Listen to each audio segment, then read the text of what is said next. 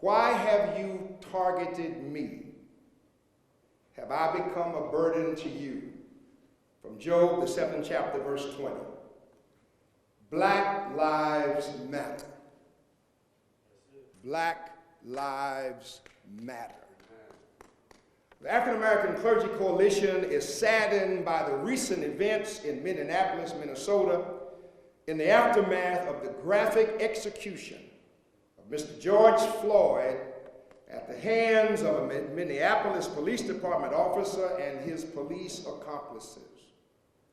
We applaud the arrest of one of the officers involved and pray that justice be served. We're also in solidarity with those who are mourning the murder of Breonna Taylor at the hands of Louisville, Kentucky police. We also stand in solidarity with the family of Ahmaud Arbery, who was hunted and murdered in Brunswick, Georgia by a group of vigilantes playing cops and robbers. Furthermore, toward the end of the protest last night here in Phoenix, Arizona, the capital city of this state, clashes between police and protesters took place. The AACCC deplores the actions of local and outside agitators who led the protest and abandoned the beliefs of the AACCC as taught by Jesus Christ and Dr. Martin Luther King, principles of nonviolence. Those people do not have the community's best interest nor safety at heart. The AACCC has been at the forefront of helping our community to heal from the mistrust of police. We just had a meeting a few moments ago with Phoenix Police Chief Jerry Williams on this campus of FIBC. We have been dedicated to a nonviolent approach to seeking justice for the downtrodden and champion the cause for the poor.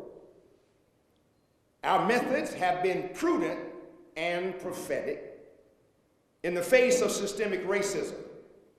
We call upon other leaders to use their platforms to do the same. We stand firmly behind Police Chief Jerry Williams, who is working constantly to build bridges of hope between police and community. We also welcome continued dialogue with Mayor Kate Gallego, as she has pledged to listen to the plight and pain of those affected by systemic racism.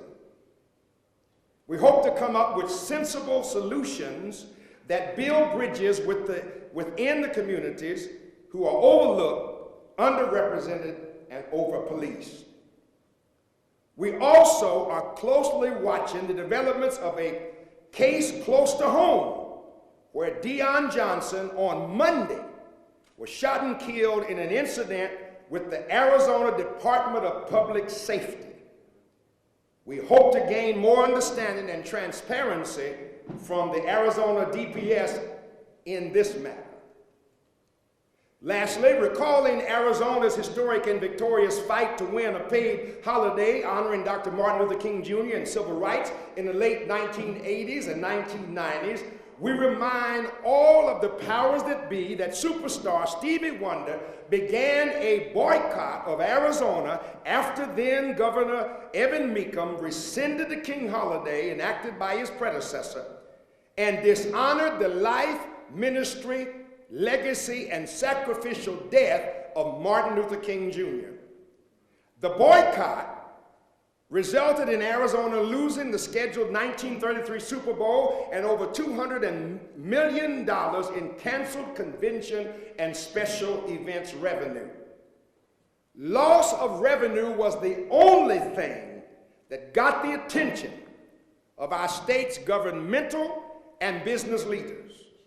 They disregarded our negotiations, our marches, our protests, and our pleas to approve a King holiday in Arizona. They only paid attention when we boycotted Arizona, and Arizona lost millions and millions of dollars.